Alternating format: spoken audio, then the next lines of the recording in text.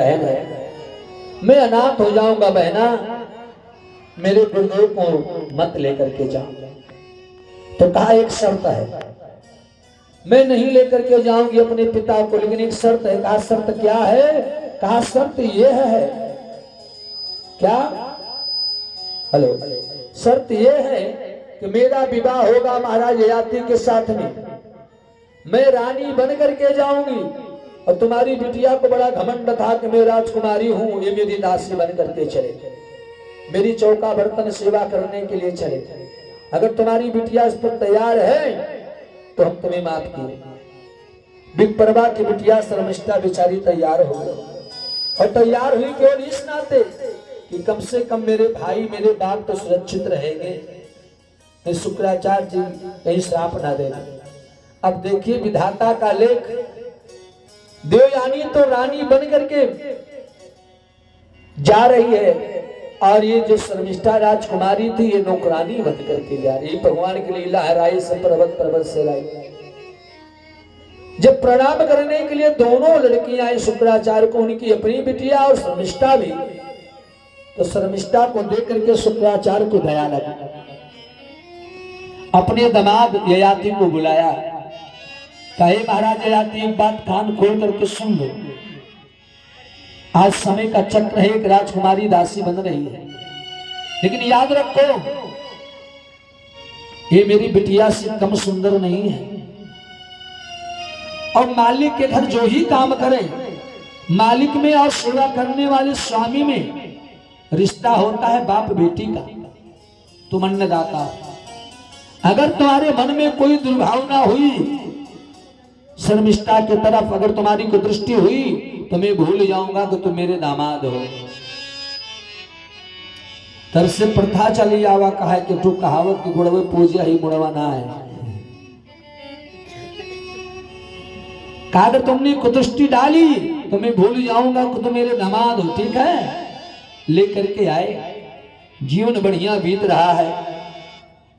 महाराज शुक्राचार्य की बिटिया देवयानी से 2 पुत्र पैदा हुए, यदुम चातुर्वश्यम चैव देवयानी प्रजायतः। 2 नाती हुए शुक्राचार्य जी को, यदु और तुर्वस। लेकिन एक बार देवयानी ने देखा कि उनकी दासी शर्मिष्ठा भी गर्भवती है। पकड़ लिया उसका हाथ, बोल बापू तो मेरी दासी है, मेरे मायके से आई, तेरे पेट में किसका पाप पड़ रहा है, सही सही बता। कह दिया तेरे पति का। अरे पति के पास नहीं गई, तुमने हमारे पिता के नियम को भूल गए, क्या कहा था, उनकी आज्ञा का तिरस्कार किए हो। कहा देवी मैं क्या करूं, इसे देख करके मुझे दया आ रही थी कि पूरा जीवन स्त्री का बिना पति के जीवन बेकार होता, तो मैंने इसको भी मां बना दिया। रुष्ट होकर के देवयानी चल पड़ी, बहुत मनाया लेकिन मानी नहीं। अब आकर के अपने पिता शुक्राचार्य से बताया, शुक्राचार्य नाराज हो गए, काहे राजन तुम काम के बस में आकर के मेरे आज्ञा का अवहेलना किया है और श्राप दे दिया, तुम जरा मंद विरूपा करणी निर्माम, तुझे बुढ़ापा आ जाए तो विरूप हो जा, कुरूप हो जा। फिर क्या था, राजा को घंटों नहीं लगे, चमड़िया सब झूल गया, खिया खिया धंस के करिया करिया हुआ, गाल वाल बैठ गया, वृद्ध हो गए, कांपने लगे, जीवन बिता रहे। लेकिन ये पुरुष अपने पत्नी को मनाने में बड़े माहिर होते हैं, पुरुष बड़ा चिकनी चुपड़ी बात करके बतियाते। एक दिन मना लिया, देखो भाई देवयानी, अब तुम इस बुढ़े पति को तो छोड़ नहीं सकती हो, अब कहीं जाना हो, हम दोनों प्राणी जाएं तो लोग देख करके तुम्हें ताना मारेंगे, छी छी कहेंगे, छी कितनी सुंदर ये इस बुढ़वा के साथे में जा रही है। और देवी क्यों नहीं अपने पिताजी से कह करके, तुम मेरी पत्नी हो, मेरी पीड़ा नहीं समझती हो, आखिर में तुम्हारा पति हूं। अब पत्नी वही है कि अगर पति से कुछ गलती भी हो जाए तो पत्नी वही जो पति को पत्न से उबारे ले। बोली भारी होती है माताएं, एक दिन पहले मारे पीते हो, दूसरे दिन जाओ देखो कावला ने देख ले, बेचारी खुश हो जाती, प्रसन्न हो गई और अपने पिता के पास में गई, ये भी गए साथ में। कहने लगे, पिताजी आपके दामाद जी बड़े दुखी हैं, इन्हें क्षमा कर दो। कहा देखिए महाराज, आपकी बेटियां युवा हैं, हम वृद्ध हैं, इनके मन में भी कोई कामना होगी ना, तो महाराज मुझे युवा अवस्था वापस दे दो। शुक्राचार्य ने कहा जाओ, तुम्हारे 5 बेटे, 2 मेरे बेटी के द्वारा और 3 शर्मिष्ठा के द्वारा, 10 चामुचा पुरुष शर्मिष्ठा वसमड़ी, 10 अनौरपुर 3 बेटे शर्मिष्ठा से। इन 5 बेटों से जा करके तुम जवानी मांगो, और जो बेटा तुम्हें अपनी जवानी दे देगा वो बुढ़ा हो जाएगा, लेकिन तुम बिल्कुल छैल छबीले हो जाओगे। आए महाराज और आकर के कहा किसे, अपने बड़े बेटे यदु से, कहे बेटवा बाप को बड़े बेटे पर बड़ा भरोसा होता है, तनिका अपन जोनिया हमें दे दिया और हमारा बुढ़ापा तुम ले लो। यदु ने कहा पिताजी शर्म लाओ, इस उम्र में तुम्हें माला डुलाना चाहिए, योग करना चाहिए, तुम भोग की तरफ जा रहे हो।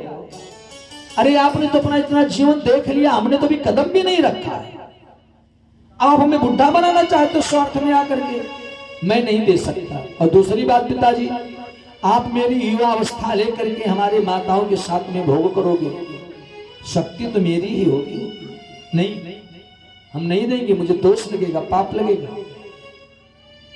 छोटा बेटा खड़ा था जो सबसे छोटा था पुरु, कहा पिताजी आओ, एक बेटा के लिए सबसे बड़ा धर्म है अपने पिता को प्रसन्न करना, मुझे अगर नरक में भी जाना पड़े तो मैं तैयार हूं, लेकिन मैं आपको दुखी नहीं देख सकता, मैं अपनी जवानी आपको समर्पण करता हूं। और पुरु ने अपनी जवानी अपने पिता को दे दिया और बुढ़ापा ले लिया बेचारा बिना समय के।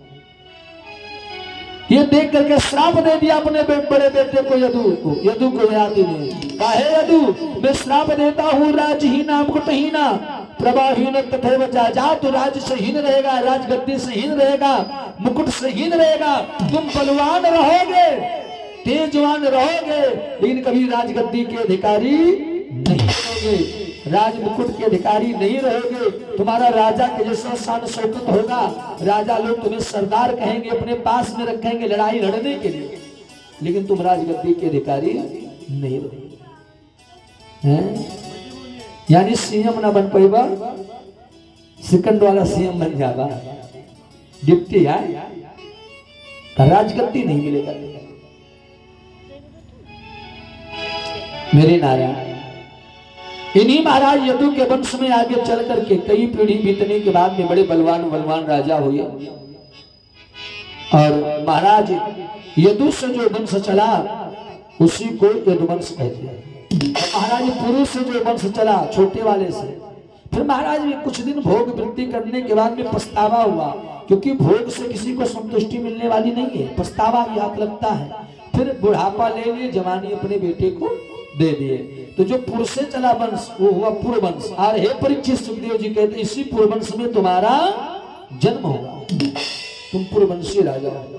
और इसी वंश में आगे महाराज भरत हुए जो सिंहों के दांत गिने थे, इसीलिए इनको भारत भी कहते हैं, भरतवंशी कहते हैं। और कहने लगे हे राजन, इसी यदु से जो वंश चला उन्हें यदुवंश कहा जाता है, और इसी यदुवंश में भगवान आगे चलकर अवतार लिए हैं। इसी यदुवंश में एक राजा हुए बड़े प्रतापी, जिनका नाम था अजमीण, और अजमीण के पैदा हुए देवमीण। यदु के वंश में कई पीढ़ी के बाद में पैदा हुए अजमीण, अजमीण के पैदा हुए देवमीण। देवमीण ने 2 विवाह किया, 2 पत्नियां। एक पत्नी से पैदा हुए सूरसेन, प्रभाती आदि बड़े बड़े प्रतापी लोग। और जो दूसरी पत्नी थी उनसे पैदा हुई अर्जन्य और पर्जन्य। सूरसेन का विवाह हुआ, इनसे पैदा हुए वसुदेव आदि 8 भाई। और जो अर्जन और पर्जन्य थे, इनसे पैदा हुए 9 लड़के। जिनमें सबसे बड़े नंद जी थे, जिन्हें नौ नंद कहते हैं। नंद, उपनंद, घनानंद, सतानंद ऐसे नाम था। लेकिन मैंने राज्य तो मिलना नहीं था, परिवार बढ़ गया। तो वे क्या करें, तो जो पहली पत्नी के बेटे थे सुरसेन, ये तो मथुरा के राजा ने इन्हें सरदार बना करके बढ़िया कोठी बंगला अपने जैसा दिया। इन लोगों का काम था युद्ध करना, शान शौकत थी, सम्मान होता था। और ये जो दूसरे पत्नी के बेटे थे अर्जुन प्रजन, ये लोग अपनी जीविका को जीने के लिए जमुना के इस पार एक गांव बसाया और काम शुरू किया व्यापार का। तो पहले जमाने में व्यापार का एक ही साधन था, क्या, गौधन। गऊ का पालन करते थे और दूध दही उनके बछड़ों का व्यापार करते थे। गैया पालन करने के नाते इनका नाम बदल करके क्या हो गया, ग्वाला। जैसे कोई लोहा का काम करने लगे गुप्ता जी तो लोहिया बन जाते हैं, लोहिया लिखना शुरू कर देते हैं। ऐसे ये हैं उन्हीं के वंश के, लेकिन ये गौपालन करने लगे तो इनको ग्वाला कहने लगे। अब सुखदेव जी कहते, परीक्षित भगवान ने महाराज देवमीण के एक वंश में जन्म लिया और एक शाखा में आकर के बाल लीला। अब प्रारंभ करते हैं भगवान कृष्ण के अवतार की कथा। परीक्षित जी ने आज 4 दिन हो गया पानी भी नहीं पिए कथा सुनते सुनते। सुखदेव जी ने कहा, परीक्षित तुमने ना कुछ खाया ना कुछ पिया, पानी तो पी लो। परीक्षित जी ने कहा, महाराज पानी पीने की इच्छा नहीं है, क्योंकि पानी पीने के ही कारण अगर मुझे प्यास ना लगा होता तो बाबा के आश्रम में ना जाता, ना उनके गले में सांप को डालता। अब तो मुझे मात्र भगवान कृष्ण की कथामृत का पान कराओ। का कृष्ण कथा के बारे में क्या जानना चाहते हो?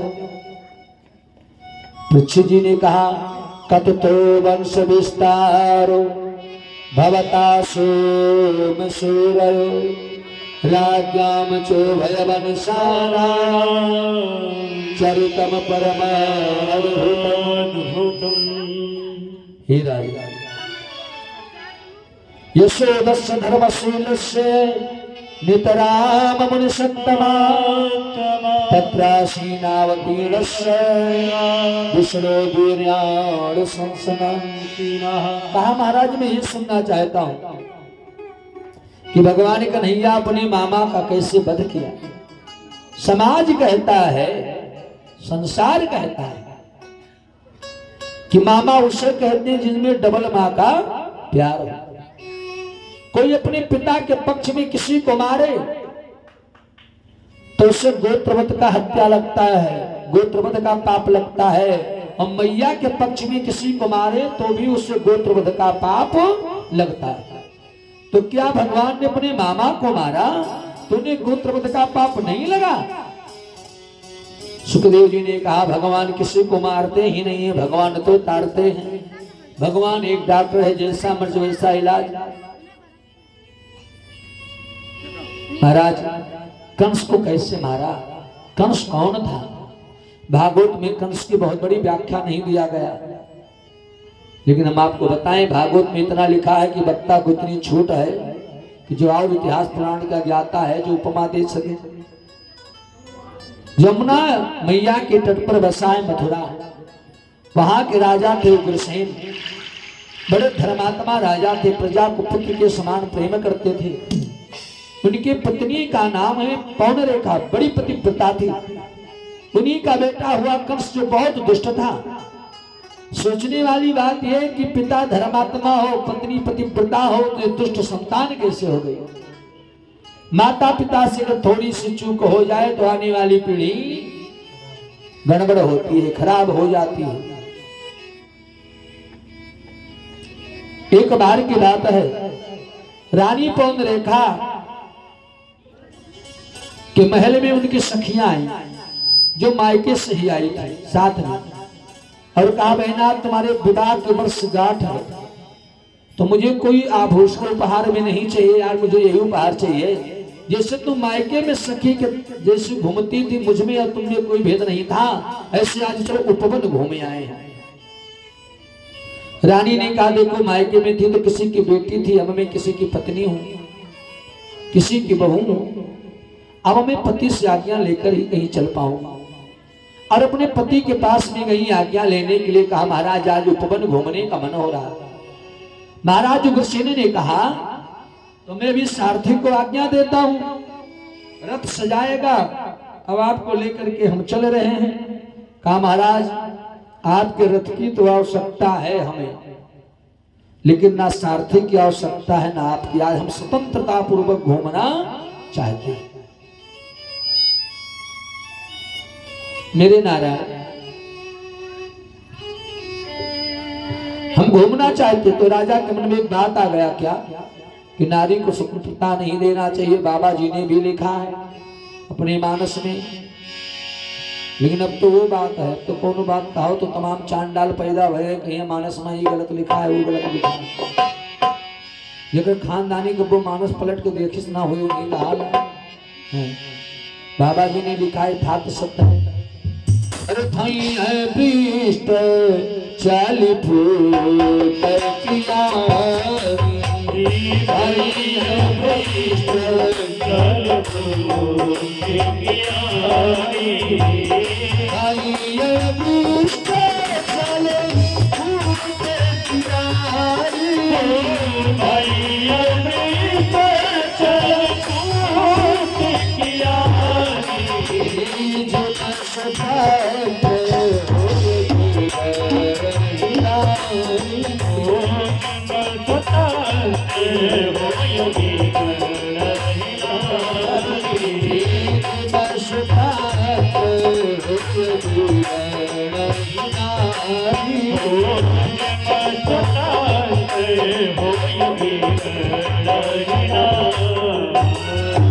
महाराज ने कहा अगर मैं अपनी पत्नी को आज्ञा दे दूं, छूट दे दूं, तो नारी को अगर स्वतंत्रता दे दिया जाए तो बिगड़ जाती है। अगर स्वतंत्रता नहीं देता हूं तो समझो मैं अपनी पत्नी पर विश्वास नहीं करता। और पत्नी के बीच में विश्वास का बड़ा महत्व है, जैसे गाड़ी में धुरा का महत्व है। धुरा टूट जाए तो गाड़ी ध्वस्त, ऐसे जीवन भी एक गाड़ी है, पत्नी इसके दो पहिए हैं। पत्नी रूपी पहिया को विश्वास ही जोड़ करके रखा है। अगर पत्नी के बीच का विश्वास टूट गया तो जीवन गाड़ी। तो कहा जाओ देवी, रोकता तो नहीं हूं, लेकिन एक शर्त है, जल्दी आना, सूर्यास्त ना होने पाए घर पर आ जाना। मेरी माताएं बहनें कहीं भी रहे, सूर्यास्त होने से पहले घर पर आ जाए।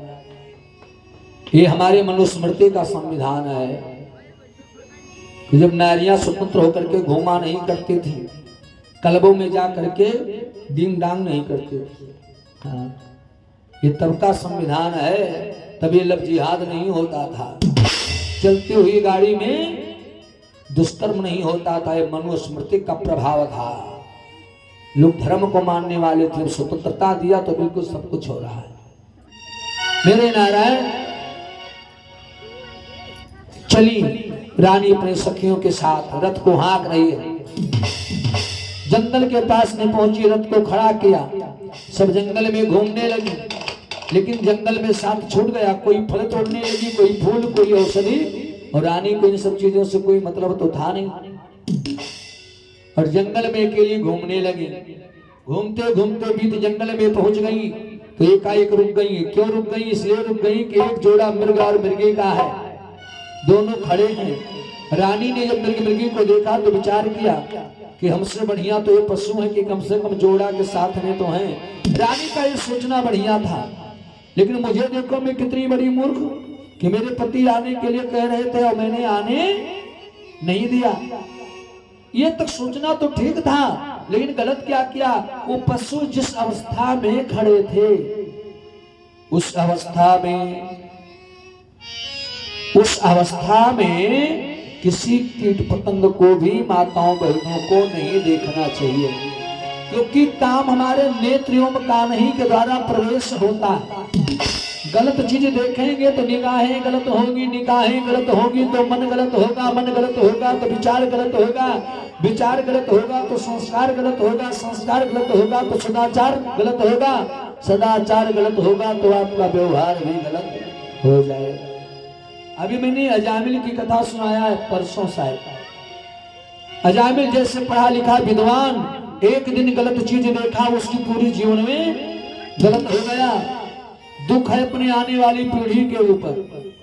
अजामिल ने क्या देखा था? एक महिला को एक पुरुष आलिंगन बद्ध में था, है? पूरा जीवन बिगड़ गया, माला से भाला आ गया। सोचने की बात यह है, लेकिन आज का समाज कहाँ जाएगा?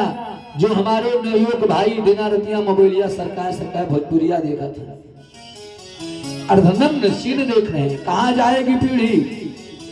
उनका तेज जा रहा है, बीमार होते जा रहे, मानसिक बीमार, शारीरिक कमजोरी सब होते जा रहे। तब आप कहेंगे क्या इसका मतलब मोबाइल ना दिया जाए? नहीं भैया, नेटवर्किंग का जमाना है, पढ़ाई भी हो रही है ऑनलाइन, दिया जाए मोबाइल। लेकिन अगर आपका नौजवान बेटा खर्चा आप चढ़ाते हैं तो आपका एक फर्ज भी बनता है कि एकाएक उसकी मोबाइल का निरीक्षण भी किया करें, चाहे बिटिया हो या बेटवा। अब अगर वो मोबाइल में अपने हर फंक्शन को लॉक करके रखा है तो आप उससे प्रश्न खड़ा करें, क्यों लॉक करके रखे हो? कह दो कि मोबाइल लॉक नहीं होनी चाहिए, मैं कभी भी देख सकता हूँ। जब 2 नंबर धंधा रही तबे लॉक हो, प्रोत्साहन नहीं तो ना लॉक हो। अगर ऐसा नहीं करोगे तो अजामिल जैसा ब्राह्मण बिगड़ सकता है, तो आज की पीढ़ी कहाँ जाएगी? मैंने सुनकर तमाम लड़के गरीबों करी है, मैंने कहा हम जानते हैं कि आएगा गुगलेंगे, लेकिन यही सच्चाई है, देखना चाहिए। मेरे नारायण, तो रानी जंगल में पहुंची, मृगी को देखा, खड़ी होकर देखने लगी। ऐसी अवस्था में थे दोनों पशु कि स्त्री को देखना नहीं चाहिए था। ये हमारे शास्त्र कहते, नहीं देखना चाहिए था, क्योंकि काम नेत्र कान से प्रवेश करता। खड़ी होकर के देखने लगी। अच्छा भाई, गलत चीज देखोगे तो मन में बुराई आएगा, पक्की बात है। पाप 3 प्रकार के होते हैं, मानसिक पाप, वाचिक पाप और कायिक पाप।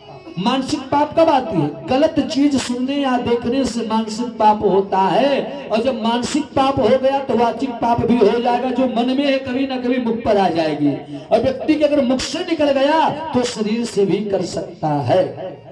इसलिए कंट्रोल करना चाहिए अपने आंख को और कान को। मेरे प्यारे, रानी खड़ी देख रही थी। उसी समय द्रुमलिक नाम का एक राक्षस आकाश मार्ग से जा रहा था। रानी को देखा, रानी के सखियों को देखा, विचार करने लगा, ये पतिव्रता स्त्री वो देख रही है जो देखना नहीं चाहिए। अगर ये गलत चीज देख रही है तो उसके मन में भी उसकी आवश्यकता होगी। तो राजा उग्रसेन का रूप बना लिया द्रुमलिक, नीचे उतरा। अच्छा, पशुओं में आहट सुनने की ज्यादा शक्ति होती है, वो आहट पाए भाग गए। रानी अब तक तो मिर्गी के सहारे खड़ी थी, चारों तरफ देखने लगी, कोई दिखाई नहीं पड़ रहा है। भयभीत हो गई, जंगल में अपने सखियों का नाम ले ले करके पुकारने लगी, रोने लगी। तब तक के पीछे से एक आवाज आया, यही द्रुमलिक उग्रसेन के रूप में आया और पीछे से आवाज दिया, बोला वो प्रिय रुदन मत करे, हाजिरी है तेरा रखवाला। बोला प्रिय रुदन मत करे, हाजिरी है तेरा रखवाला। बोला प्रिय रुदन मत करे, हाजिरी है तेरा रखवाला, हाजिरी है तेरा रखवाला। मेरे सामने तुम्हें मेरे सामने तुम्हें देखे, हर कौन भला ही मतवाला। मेरे सामने तुम्हें देखे, हर कौन भला ही मतवाला। मेरे सामने तुम्हें देखे, हर कौन भला ही मतवाला। सामने तुम्हें देखे, कौन भला है मतवाला। रानी पीछे मुड़ी है तो मेरे पति की आवाज है। पीछे मुड़ करके देखी तो अपने पति का स्वरूप देखा और स्वामी स्वामी कह करके दौड़ पड़ी। और अपना हाथ उनके हाथ में पकड़ा दिया। तीनों पाप हो गया। ये प्राणनाथ शब्द केवल अपने पति के लिए है। प्राणनाथ कह दिया। माताओं बहनों को चाहिए कि ज्यादा से ज्यादा यही बचें, कुछ समय को छोड़ करके आपातकाल आग लग जाए, भूकंप आ जाए, बाढ़ आ जाए, यात्रा में भगवान के दरबार में इतने समय छोड़ करके गुरु आचार्य और वैद्य यानी डॉक्टर को छोड़ करके ज्यादा से ज्यादा ये विचार करें कि अपने हाथ पर पुरुष के हाथ में न दें। डॉक्टर को छोड़कर, गुरु को छोड़कर, अपने आचार्य यानी पुरोहित को छोड़ करके एवं भगवान के दरबार में आपातकाल के समय कोई देवी आपदा आ जाए, बचना चाहिए। रानी ने अपना हाथ पकड़ा दिया। अब राजा के रूप में था, द्रुमलिक ने रानी के साथ में छल किया और जब अपने असली रूप में आया तो रानी श्राप देने लगी। तो द्रुमलिक ने कहा, हे रानी, किसी पर एक उंगली उठाती हो तो 3 उंगलियां अपने तरफ होता है। मुझे तो दुष्ट कहती हो। मैं मानता हूं मैंने गलत किया तेरे साथ में, लेकिन तुमने कितना बड़ा गलत किया पहले इस पर ध्यान दे। हमारे शास्त्र कहते हैं जिसकी आज इतनी अवहेलना हो रही है, मनुस्मृति में ही लिखा है कि स्त्री अगर अपने मायके में है, कहीं घूमने जाना चाहती है मायके में, तो अकेली नहीं जा सकती। या तो उसकी माँ साथ में हो, या पिता हो, या भाई हो, या चाची दादी कोई हो, लेकिन अकेली नहीं जाएगा। ससुराल में अगर है, ससुराल से कहीं घूमना जाना चाहती है तो चाहे पति हो या पुत्र हो या जेठानी सासू कोई हो, अकेली नहीं जा सकती है। मेरे नारायण, और तू अकेली घूमने के लिए आई। दूसरी गलती, तुझे जहां पर दृष्टि नहीं डालना चाहिए तू वहां दृष्टि डाल करके देख रही थी। तीसरी गलती, तूने अपने पति के स्वभाव का अंदाजा नहीं लगाया।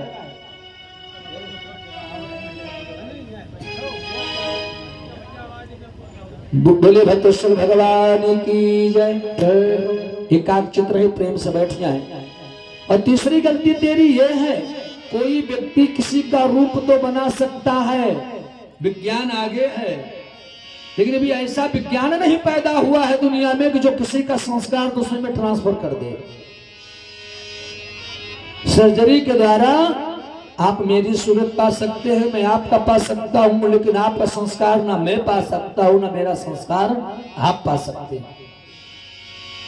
मेरे नारायण, कहा कम से कम तुझे विचार करना चाहिए। तेरे पति ने आज तक तेरे साथ में कभी दिन में रति क्रिया किया नहीं किया, क्योंकि जो धर्मात्मा पुरुष होता है, धर्म को मानने वाला होता है, दिन के समय में भोग विलास नहीं करता है। ऐसा करने से व्यक्ति की तेज आयु और बुद्धि का नाश होता है। क्या मुझे श्राप देती है? जा, गलत तो हुआ, लेकिन मैं तुझे का आशीर्वाद दे देता हूं। जाओ।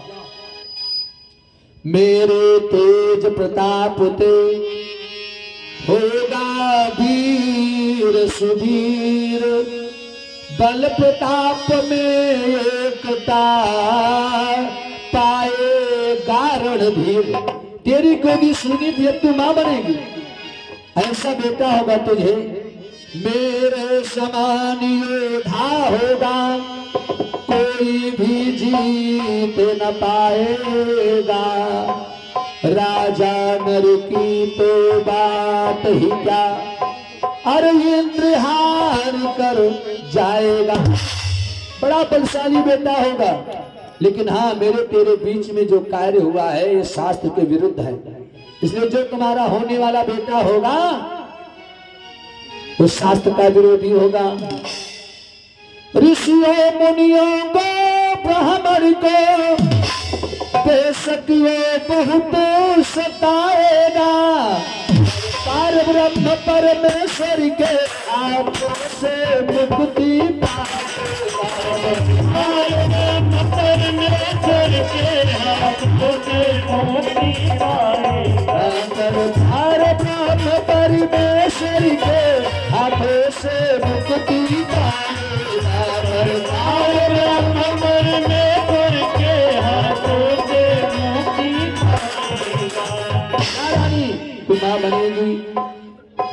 रानी चल पड़ी, सखियों के पास में आई। सखियों ने रानी की दशा देखा, घबराई हुई तो पूछ रही हैं क्या हुआ, आप इतना क्यों परेशान हैं? कहा कुछ नहीं। कहा तुम्हारे कपड़े अस्त व्यस्त क्यों हैं?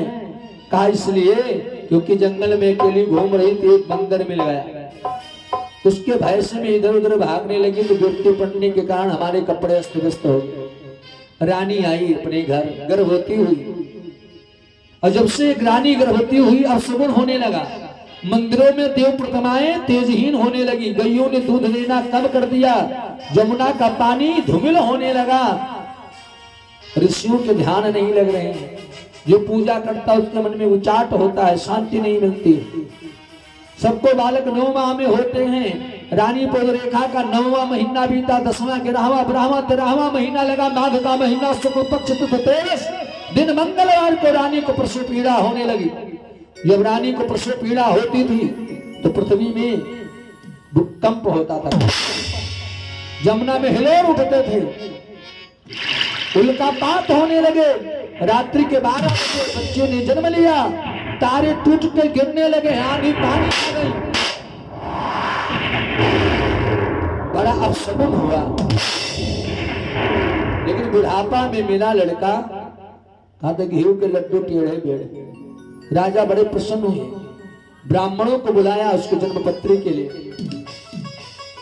ज्योतिषों के लिए एक नियम है, ज्योतिषी को चाहिए कि पहले शुभ शुभ बताए, अशुभ बाद में बताए। ब्राह्मणों ने कहा महाराज जो बालक पैदा हुआ है बड़ा वीर होगा, सुवीर होगा, रणधीर होगा, इसका सामना कोई कर नहीं पाएगा, 1000 बार सोचना पड़ेगा, और मथुरा मंडल जो छोटा राज है इसका विकास करेगा, दुनिया मथुरा को जानेगा। लेकिन जब लेकिन कह दिया तो महाराज चौंक गए। बात कितनी ही बढ़िया क्यों ना हो, अगर बात में अगर मगर किंतु परंतु लेकिन लग जाए तो मामला गड़बड़ हो। कहा लेकिन क्या? कहा लेकिन यह है प्रजा इससे संतुष्ट नहीं रहेगी, प्रजा इससे संतुष्ट नहीं रहेगी, प्रजा दुखी रहेगी। राजा ने कहा हमारे तो सबसे बड़ी दुर्गुण यही है, क्योंकि जिस राजा के राज की प्रजा दुखी होता है वो राजा नष्ट हो जाता है।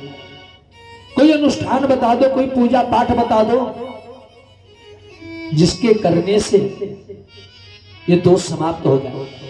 ब्राह्मणों ने कहा हमारा तत्काल व्यवस्था एक है, इसका नाल तो नहीं काटा गया है, का नाल छेदन तो हो गया है, फिर भी एक कार्य से जमुना में प्रवाहित कर दो, और तुम्हारे नगर की सीमा जब पार कर जाए बहते बहते फिर उठवा लो, दोष समाप्त हो जाएगा। प्रवाहित करा दिया ब्राह्मणों के कहने से। लेकिन जमुना कितनी वेग धारा थी कि घुड़सवार उसकी पीछा नहीं कर पाए और बहुत दूर निकल गया।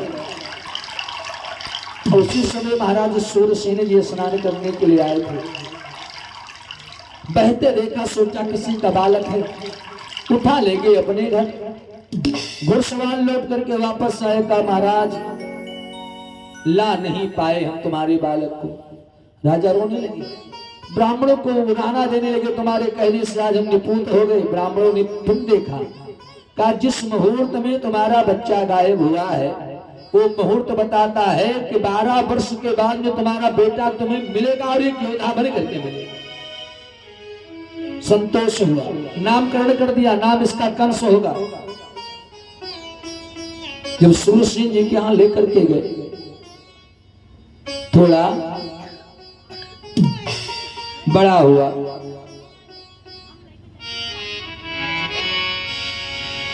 एक कंस जब थोड़ा बड़ा हुआ, एक दिन नारद बाबा ने विचार किया। नारद जी ने सोचा, नारद जी ये विचार करते हैं कि ये तो इनके घर की अच्छाई को जीवन में उतार नहीं पाएगा, लेकिन इनके बच्चों को तो बर्बाद कर देगा।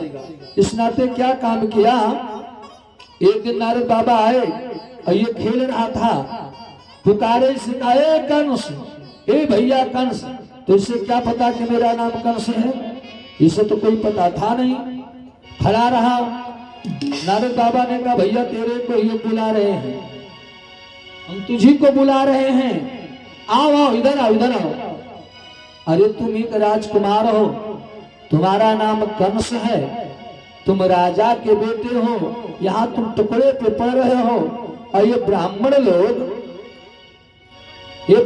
लोग तुम्हें पानी में प्रवाहित करा दिया है, अलग कर दिया है माता पिता से। कंस के उसी दिन से ही ब्राह्मणों से बहुत बड़ी दुश्मनी हो गई, शत्रु मान लिया, और सोचा मैं टुकड़े पर क्यों पड़ूं, और रोते हुए निकल पड़ा अपने भाग्य पर। रास्ते में आ रही थी बकी माने पूतना, अपने भाइयों को लिए हुए, अकासुर बकासुर धेनुकासुर प्रम्बासुर, बड़ा भारी परिवार था। जब कंस को देखा तो कहा रे तू क्यों रोता है? भाई देखिए चुंबक जो है ना सोना को नहीं पकड़ेगा, लोहे को पकड़ेगा, क्योंकि कलर मैच कर रहा है। उनमें भी वही तत्व था, वो भी राक्षसी थी, ये भी राक्षस था।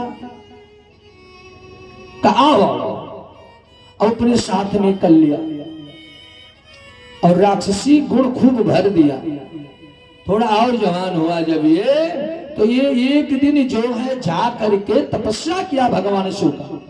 भोले बाबा प्रकट हुए, और भोले बाबा जब प्रकट हुए तो कहा वरदान मांग लो। भोले बाबा से कहा मुझे अमर कर दो।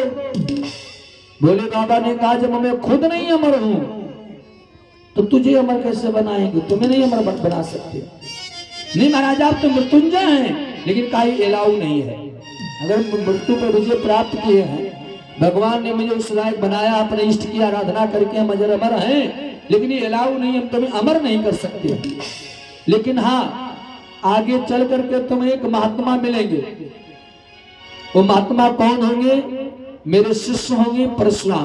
बोले परशुराम भगवान की जय हो। महाराज परशुराम मिलेंगे, तुझे एक धनुष देंगे, उस धनुष को तू मेरा रूप मान करके पूजन करना। और वो धनुष जब तक तेरे पास में रहेगा तुझे मैं भी मारना चाहूंगा तो नहीं मार पाऊंगा, लेकिन वो धनुष जब टूट जाएगा तो तू बचेगा भी नहीं, और जो धनुष को तोड़ेगा वो तुझको नहीं छोड़ेगा। धनुष लेकर के आ गया, बड़ा वीर है। एक दिन मगध देश में गया, मुष्टिक चारुण नाम के दो पहलवान थे।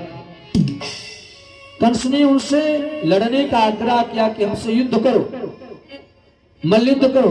मुष्टिक चारुण ने कहा तुम्हारी उम्र भी कम है, और मल्लयुद्ध एक ऐसा युद्ध है जिसमें बराबरी का जोड़ होना चाहिए। अगर जोड़ बराबर नहीं है तो लड़ने वाले को, लड़ाने वाले को, देखने वाले को पाप होता। कंस ने विचार किया ये तो धर्म पर चल रहा है, और धर्म को तोड़ने का एक ही बढ़िया तरीका है। आज जो हमारे यहाँ तमाम लोग ईसाई बनते जा रहे हैं उसका एकमात्र कारण है क्या? लालच। धर्म को तोड़ने का एकमात्र साधन है, कौन सा साधन? लालच। क्योंकि सभी पापों का जड़ है लालच। लालच दिया और क्या कहा कि तुम हमसे लड़ो, अगर तुम हमसे लड़ने में जीत जाओगे तो जब मैं मथुरा का राजा बनूंगा तो तुम्हें आधा राज्य दे दूंगा। अगर तुम हमसे हार जाओगे लड़ने में तो जब मैं राजा बनूंगा तुम्हें अपना प्रधानमंत्री बनाऊंगा। पहलवानों ने सोचा कि दोनों हाथ में लड्डू है, जीतने पर भी और हारने पर भी। लड़ गए, लेकिन कंस के अंदर आसुरी शक्ति थी, दोनों को पराजित कर दिया। और पराजित करने के बाद में उन्हें बंदी बना करके आज सीधा मथुरा में प्रवेश किया। राजा के जितने द्वारपाल थे सबको बंदी बनाते हुए, परास्त करते हुए उग्रसेन के दरबार में जब पहुंचा तो एक बार कांप गए। तू है कौन? तुझे कोई रोक नहीं पाया? का सबको बंदी बना करके आया हूं। तू है कौन? काहे मूर्ख पिता, ब्राह्मणों के कहने से तुमने अपने बेटे को जल में प्रभावित कर दिया। याद कर, आज के कुछ साल पहले तुझको बेटा हुआ था, तेरे पिता के नेत्र में आंसू आ गया, कहा वो कंस नहीं है, दौड़ करके गले लगा लिया। बेटा तेरी कुंडली में कुछ गलत थे, इस नाते उसके उपाय के लिए हमने ऐसा किया था। चल मैं तुझे आज सेनापति बनाया देता हूं। इन दोनों को मैंने जीत लिया है। जो दुनिया के सबसे बड़े पहलवान थे, सेनापति जब बना कंस तो एक दिन विचार करता मुझे ब्याह करना चाहिए। तो अपने मित्रों से कहा कोई सुंदर स्त्री लड़की हो बताओ जो मेरे योग्य हो। चारों ने कहा एक राजा है, उनके घर में सुंदर बिटिया है, लेकिन तुम नहीं प्राप्त कर सकते हो क्योंकि तुम्हारा राज्य छोटा है। कंस ने कहा राज्य बड़ा होता है सेना से, और सेना महान होता है सेनापति से। अगर सेना का नेतृत्व करने वाला महान है तो सेना महान होगी और राज्य भी महान कहलाएगा। मथुरा कभी रहा होगा छोटा राज्य, जब गलत व्यक्ति के हाथ में इसका नेतृत्व था, और जब अच्छे आदमी के हाथ में नेतृत्व आ जाती है तो महान होता है। कौन है वो राजकुमारी? कहा मगध नरेश महाराज जरासंध की बेटियां हैं अस्थि और प्राप्ति। कंस ने चढ़ाई कर दिया। मगध देश एक दिवस सीधा, मगध देश एक दिवस सीधा, जरासंध के जाई है, जरासंध के जाई है। मगर देश पर चढ़ाई किया, अपने भाइयों को भी साथ में लेकर के गया है। 9 भाई था कंस, नाम 9 भाई थे, सबसे बड़ा कंस ही था, और 5 बहनें थी, कंसा, कंसवती, गंगा, सरभा, राष्ट्रपालिका। 5 बहन इसके सगे थे। चढ़ाई कर दिया मगध देश पर, और जरासंध कंस के आगे पराजित हो गया। और जब जरासंध को बंदी बनाया तो कंस ने कहा चाहो तो तुम्हें अपनी प्राण मिल सकते हैं, जीवन दान हो सकता है, लेकिन तब तुम मुझे अपना दामाद बना लो, और बदले में मुझे कुछ नहीं चाहिए। बस क्या चाहिए? तुम मुझे अपनी एक सेना दे दो, विशाल सेना। क्यों सेना मांगा? वो जानता है मेरे पिताजी की जितनी सेना है राष्ट्रभक्त है, अपने राजा के लिए मरने मिटने की तैयार होगी, और जब तक अपने पास में सेना नहीं होगी तब तक मैं अपनी आसुरी वृत्ति का प्रचार प्रसार नहीं कर पाऊंगा। जरासंध ने भी सोचा बिटिया का ब्याह भी हो रहा है, जीवन भी बच रहा है। दोनों बिटिया को विदा किया सेना दे करके, और जब मथुरा में कंस पहुंचा तो उसकी जय जयकार हो रही है। महाराज गुसेन को पता चला कि मेरा बेटा जरासंध को हरा करके आ रहा है, तो आरती नहीं आरता सजाया, बड़ा थाल स्वागत में। दोनों कुमारियों को देखा, ये कौन है? आकर के प्रणाम किया, और प्रणाम करने के बाद में पिताजी ने उसे गले लगा लिया और कहा बेटा ये दोनों कौन हैं? कहा तुम्हारी पुत्र वधू हैं, जरासंध की बेटी हैं।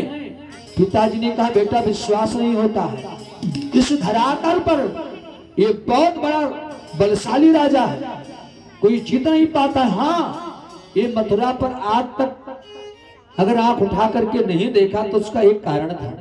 मेरे मथुरा के जो सरदार है महाराज सूरसेन, इनकी एक बिटिया है कुंती, इनका विवाह हुआ हस्तिनापुर में, और हस्तिनापुर में गंगा पुत्र भीष्म पितामह बहुत बड़े वीर सूरवीर हैं। उसे पता था कि अगर मैं मथुरा पर चढ़ाई किया तो मथुरा हस्तिनापुर से मदद मांगेगा, और फिर भीष्म पितामह लड़ने के लिए आएंगे, तो भीष्म पितामह के डर के नाते कभी मथुरा पर आंख नहीं उठाया। वैसे भैया हम इसमें सामना करने के योग्य नहीं थे, तुमने तो मथुरा के नाम को ऊंचा कर दिया, हम तुमसे बहुत प्रसन्न हैं। कहा खाली मुंह से प्रसन्न है कि कुछ देंगे भी उपहार? कहा क्या दे दे उपहार? कहा अगर उपहार देना है पिताजी तो जो मांगो उससे दे दो। कहा क्या? आप बुढ़े हो चुके, उपहार अगर कुछ देना है तो जो मांगो उसको दे दो, यह राज मुकुट मुझको दे दो, यह सिंहासन मुझको दे दो, ये राजगद्दी हमें दे दो, मुकुट हमें दे दो, तुम्हें शोभा नहीं देती है। महाराज हुसैन ने कहा बेटा तू मेरा बड़ा बेटा है, 9 बेटों में तू ही बड़ा है, तू ही राजा बनेगा, लेकिन बेटा ऐसे नहीं, अपने पूरी प्रजा को बुलाए, मंत्रिमंडल बिठाएंगे, प्रस्ताव रखेंगे, प्रस्ताव जब पारित होगा तब तुम्हें राजा बनाएंगे। कहा है मूर्ख पिता, ये राजगद्दी तुम्हारी है या प्रजा की है? कहा यही तो सबसे बड़ी भूल है, जो सत्ता को अपनी बपौती मान लेता है, वंशवाद बना लेता है, फिर जीवन में उसके हाथ में सत्ता नहीं आती। प्रजा से ही राजा है। महाराज अयोध्या नरेश चक्रवर्ती सम्राट महाराज दशरथ अगर राम को राजा बना देते तो कोई रोकता? कोई नहीं रोकता। फिर भी उन्होंने एक प्रस्ताव पारित किया, अपने मंत्रियों के बीच में कहा, जो पंच हिमत लागैनी का तो करहु हर्ष हिये राम ही टीका। अगर पंचों को ये बात अच्छी लगे तो राम को राजा बनाऊं, ये निर्णय था हमारा दशरथ का। और तुमको हम ऐसे कैसे बना दें? काहे पिता, तुझे शर्म आनी चाहिए। जिस जरासंध का तुम इतनी महिमा मंडन किया कि बड़ा बलवान था, उसको मैंने पराजित किया है। चाहूं तो तुम्हें भी बंदी बना सकता हूं। जैसे इतना कहा तो पिताजी ने कहा, हे कंस, तूने अपने पिता का नहीं अपमान किया है, मथुरा के राजा का अपमान किया है। तूने पूरे मथुरा का अपमान किया है। अगर भारत के राष्ट्रपति को कोई गाली दे दे तो समझो पूरे भारत को गाली लग गई। इसलिए मैं भूल रहा हूं, तू मेरा बेटा है, तूने एक राजा का अपमान किया, इस नाते हम तुम्हें 3 दिन का कारागार दंड के रूप में दे रहे हैं। और जो पिताजी के मुख से उतनी बात निकली, कंस उछल पड़ा और ताड़ करके एक पाद प्रहार किया पिता के सीने में, लात मार करके केस को पकड़ करके पृथ्वी पर पटक दिया, मुकुट छीन लिया, लगा लिया अपने सर पर, बैठ गया। कहा देखो वो जमाना गया, जमाना ये जिसका हुरा उसका पूरा। और बुलाया अपने ससुराल वालों जो सैनिक लाया था, पकड़ लो उस बुढ़े को और ले जाओ जमुना के किनारे जो बना हुआ आतंकवादियों के लिए जेल बना है, उसमें बंद कर दो। कोई पूछेगा तो एक बात बता देना कि महाराज मौन व्रत धारण किए हैं, हमें सौंप दिए हैं राजगद्दी कुछ दिन के लिए। और विशेष करके ये बात अक्रूर को ना पता चला। अक्रूर से क्यों डरता है? अक्रूर राजनीतिज्ञ है, विवेकवान है। एक व्यक्ति अगर गांव में विवेकवान होता है, कानून का जानकार ना, तो पूरे गांव को हिला के रख देता है। पावर नहीं काम आती है तो कहा उसे ना पता चलने पाए, फिर धीरे धीरे हम संभाल लेंगे। पूरे राज्य में एक ही शोर है, क्या एक ही शोर है पूरे राज्य में कि महाराज मौन व्रत धारण, कुछ दिन के लिए मौन व्रत लिए। तब तक के कंस ने धीरे धीरे अपनी सत्ता को संभाल लिया और अत्याचार करना प्रारंभ किया। पहला अत्याचार क्या शुरू किया? जहां जहां राजा कर नहीं लेते थे वहां पर कर लेना, टैक्स लेना शुरू कर दिया। 5 गांव मुक्त था, नहीं कर लिया जाता था। कहां? नंदगांव, गोकुल, बरसाना, कुंजन, वन, बेतवन, यहां से कर नहीं लिया जाता था। कंस ने पूछा कि इन 5 गांव से कर क्यों नहीं आता है? लोगों ने कहा यहाँ पर ग्वाले रहते जो गौ सेवा करते हैं, इनसे कर नहीं लिया जाता, लेकिन हाँ इनके अंदर एक योग्यता है। क्या है? इस मथुरा मंडल में 84 कोष ब्रज मंडल में अगर किसी के घर शादी ब्याह मांगलिक कार्य हो जाए तो जितना दूध दही घी लगता है सभी फ्री में देते हैं। अच्छा, पहले भी जमाना ये था, गांव में किसी के घर बिटिया की शादी हो जाती तो दूध मांगने नहीं जाना पड़ता था, लोग खुद ला करके दे जाते थे दूध दही। और अब पैसे उद्योग वालों का बताए, होटलों बनाए भैया, अब बड़ी समस्या है। ऐसा हो जाता था, कहे पैसा नहीं लेते हैं इसलिए इनको कर मुक्त किया गया। कहा कुछ नहीं, इनको भी देना पड़ेगा टैक्स, दूध दही का कर लगाया गरीबों के भी ऊपर। राजा का कर लेना धर्म है, लेकिन उस कर के द्वारा अपने गरीबों धनी लोगों से कर ले और गरीब जनता को उनके समानता का अधिकार देने का प्रयास कर, सुविधा देने का। तब तो राजा कर लेने लगा। दूसरा, लड़ाई कर रहा है, या तो राजा उससे पराजय स्वीकार कर लेते या उन्हें मौत के घाट उतार देते। जब सब राजा डरने लगे तो एक दिन कहा इससे भी बड़ा कोई पद है? मित्रों ने कहा इंद्र पद है। अरे कहा इंद्र तो वैसे भी डरता है, जब चाहूं तब बंदी बना लूं, इससे भी बड़ा कोई पद है तो बताओ। कंस के मित्रों ने कहा वही भगवान वाली पदा बचा है, तो कहा हमें भगवान ने बने बात। कहा तो पदा खाली करो तब तो, जब तक तो सिटिया पर कोई है।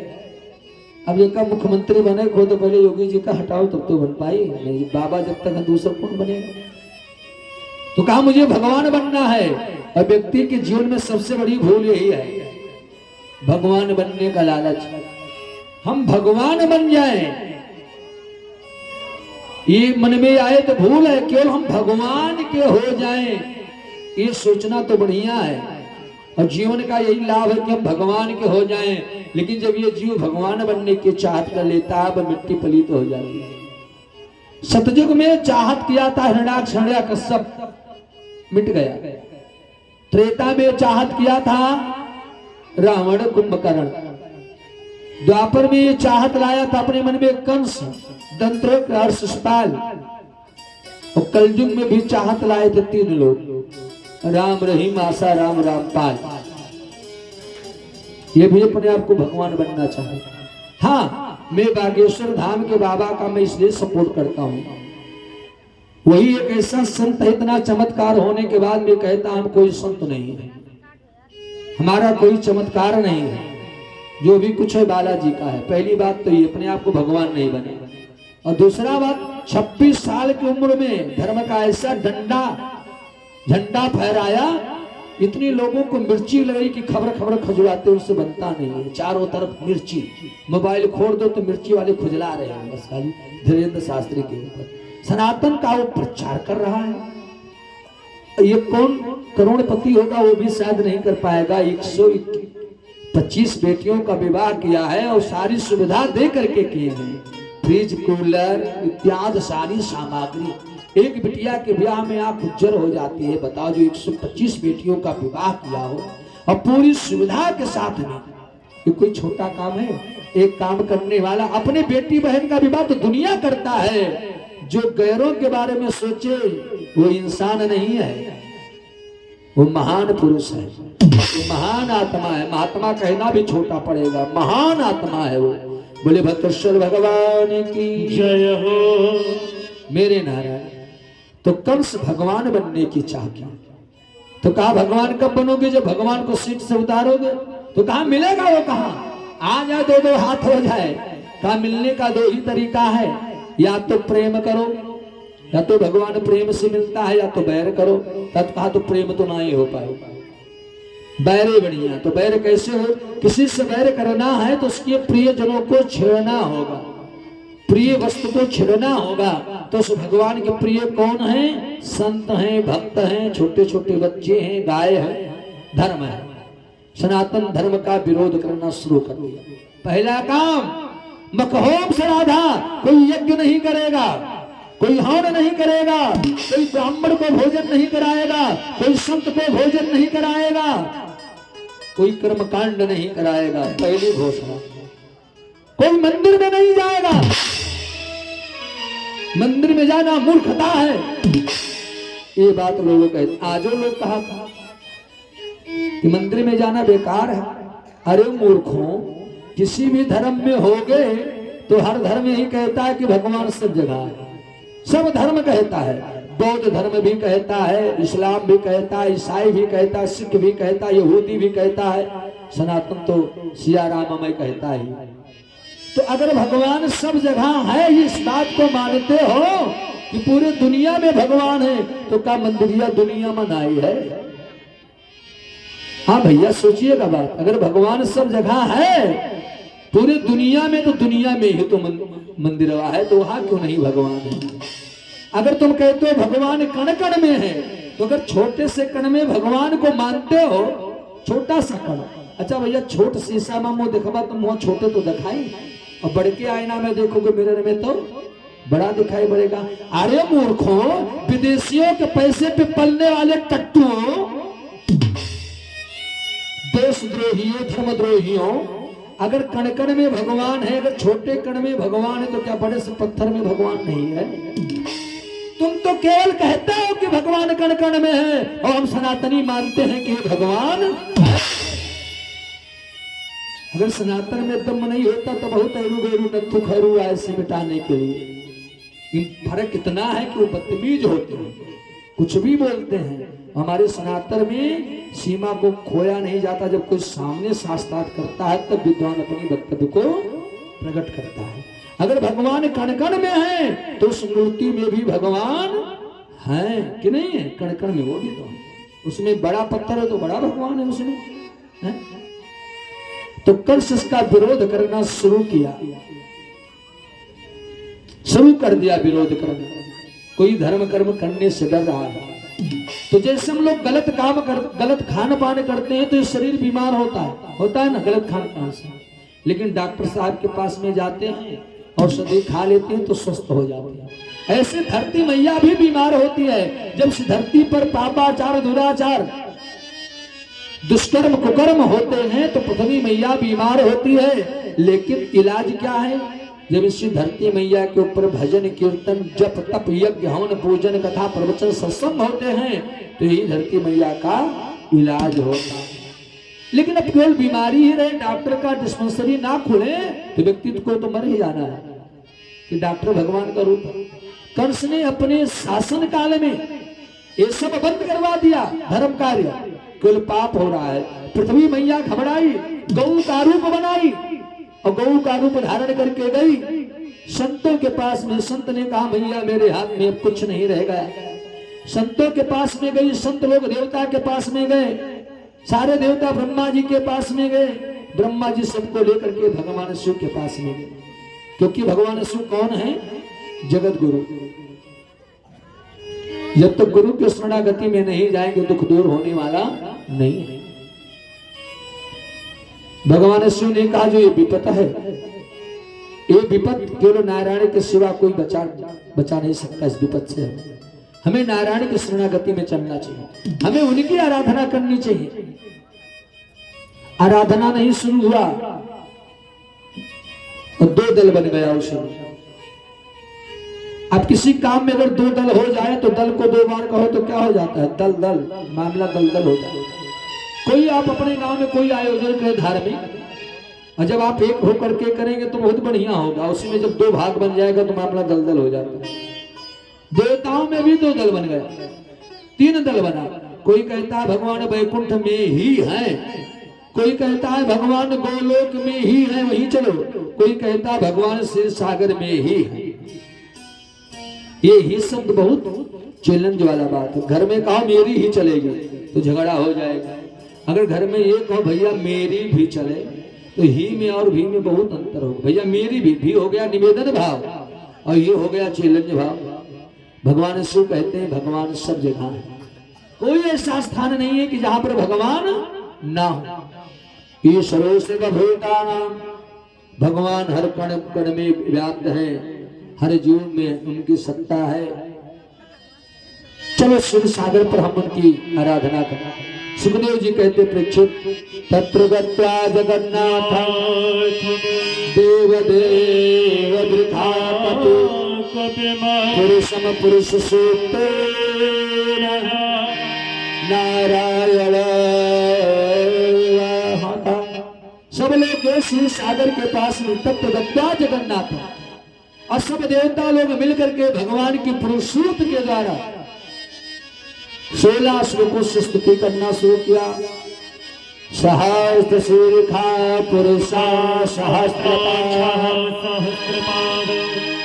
सभूमिगुं स्रवतस्त्रवात्यतिष्ठदशाङ्गुलम् पूर्वय वेदगुं श्रवं निर्भूतं दशभाव्यं माहुताम्रेतोसेदानो जातन्नेन हरिदो हरिदावानस्य महिमादो जाया चतुर्भः पादो संस्मभूतानि त्रिपादस्यामृतं निवेदिमादो धौदय गुरुभः पादोश्रीहात् भवद्गुणः ततो विभङ्ग्रामशासनानसनेऽभिः ततो विराजजायत विराजो अधिपूर्वः सजातो अचिर्षत्पश्चाद्भो विमतो पुरः तस्माज्ञास्त्रबहुतः हरिषः सामानि जिग्निरे चन्दागुंसि जिग्निरे तस्माज्जायत तस्मात् स्वायायन्तजे केशो भयादतः गावोः जिग्निरे तस्मात् स्वाजात अजावयः तं जननिः पुरैः प्रोक्षन् वर्गं जातमृतः तेन देव भयजन्त साध्यारिफस्य जदपुरं जदधूगनिदब्जकल्पयन्न मुखं किमससेर्यं बाहो किमोरोपादाहु चेत् ब्राह्मणोऽस्य मुखमासीद् बाहो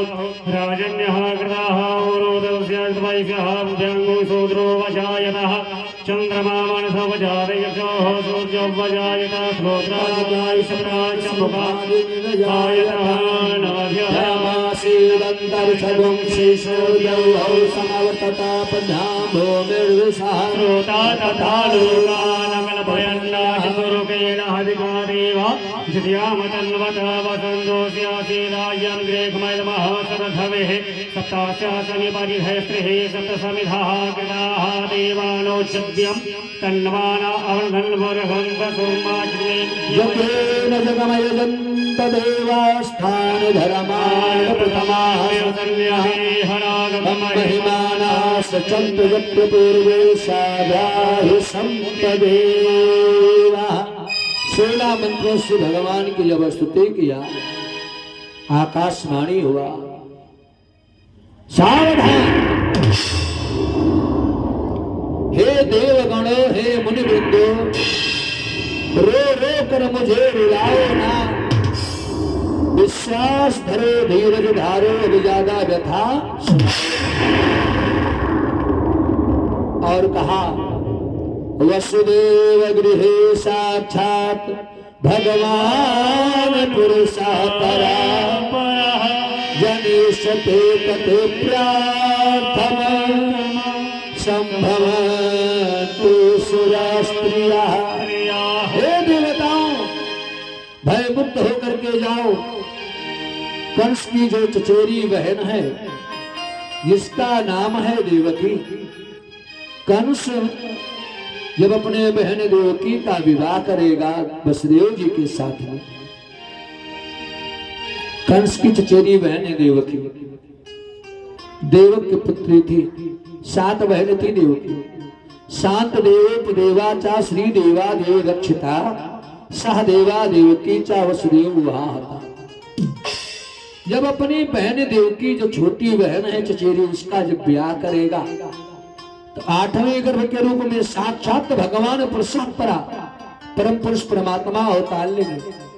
लेकिन आप लोग जैसे त्रेता में जाकर के राम जी की मदद के लिए बंदर बने थे, इस बार जाओ ब्रजमंडल के अंतर्गत यादवों के घर में जाकर के जन्म लो, अकेले नहीं।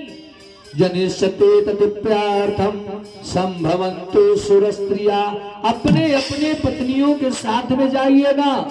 इस बार भगवान के आधार शक्ति श्री राधा रानी आए। ब्रह्मा जी ने सबको आज्ञा दिया, सब देवता मगन हो गए कि मुझे भगवान की लीला का दर्शन का सौभाग्य मिलेगा। सब आकर के ब्रजमंडल में मनुष्य तन धारण कर रहे हैं, जन्म ले रहे हैं। देवकी विवाह के योग हुई। कंस ने एक दिन मीटिंग किया, कहा सुनो, तुम सबको मालूम होना चाहिए कि मैंने अगर जीवन में किसी को स्नेह प्यार दिया है तो देवकी है। मेरे देवकी के योग्य कोई वर बताओ।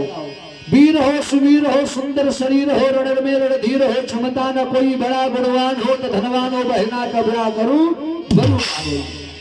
कोई ऐसा घर वर बताओ। तो जितने मित्र बैठे थे सब चुप रहे। अपने चाचा से कहा, चाचा तुम बताओ। चाचा बड़े बुद्धिमान थे, सोचा जो अपने बाप का नहीं हुआ हमारा का होगा, कहीं उल्टा सीधा निकल गया तो टेपू दबा देगा। कहा है बेटा, जाकर लड़का समर्थ हो गया, वहां का कौन परिपरवा। तुम योग्य हो, धनवान हो, गुणवान हो, तुमसे ज्यादा तुम्हें बुद्धिमान हो नहीं। कंस अपनी तारीफ सुना तो बड़ा मगन हो गया और कहने लगा, चाचा जी तुम जा सकते हो। चाचा जी को जी में जी आई, चलो फुर्सत तो मिली, चल पड़े। अपने मित्रों से कहा तो मित्रों विचार करते अगर किसी राजा का हमने नाम बता दिया तो बोलेगा कि आज तक क्यों नहीं बताया कौन राजा बलशाली रहेगा मेरे सामने, तलवार निकाल के रखेगा गर्दन पर। तो मित्रों ने कहा महाराज अगर दुनिया में कोई वीर सुवीर रणधीर है तो कोई नहीं, मेरे महाराज कंस है। कहा हाँ ये बात तो है, तो क्या मेरी देवकी कुंवारी रहेगी? कहा नहीं महाराज, देखो आपके 5 बहनें थी सगी, आप उन 5 बहनों का विवाह वसुदेव जी के भाइयों के साथ में किया।